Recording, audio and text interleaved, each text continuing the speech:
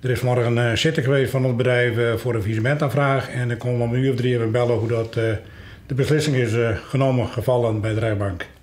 Wat zegt u? Het faillissement is uitgesproken. Ja.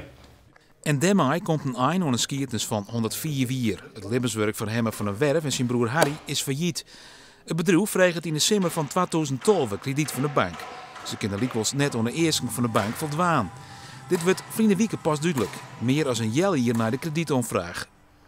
Wat voor reacties krijg je al, Alleen maar positief. Ja. En wat zissen ze dan?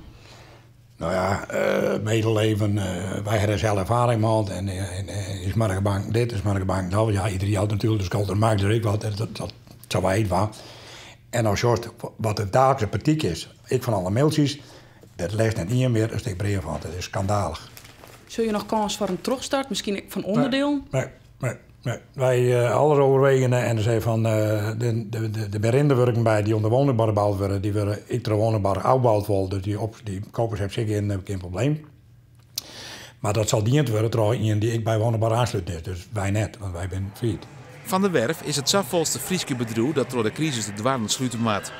Hoe zul je nou naar de hele bouwverhaal in de provincie? Ziek, zeer ziek. Ja, en dan ben er wel mensen bij, wie vliegen niet wie ik in, die zei, nou, ik zou wel leuk, want je 2016, 2015, dan loopt het verdomme. Ik zei dat het tot dom praten. Ik zei, ja, dat is wel mooi dat het dan loopt, maar ik zei, dat is voor de toekomst. Maar ik zei, de bouwers op dit moment zijn ziek, er zijn zoveel mensen die ontslag hand hebben, krijgen en ben kwijt krijgen. En dat verhoort het net. En ze slaat ze elkaar allemaal prijzen met het absoluut van het maken wat ik ken. Van der Werf is blij dat er zelfs het besluit nam had om het faillissement om te vregen. Maar om dan vreed het nijs oer te brengen op het personeel, voel hem zwier. Ik moest dan vragen van, ik denk, ik ben er helemaal klaar mee. Ik had nog heel keurig gelezen hoe het al werkt en hoe het ontrierd is. Eigenlijk hetzelfde verhaal wat ik nog een op je radio vertel. En ik heb hier gezegd, signed en toen werd hij de oefening.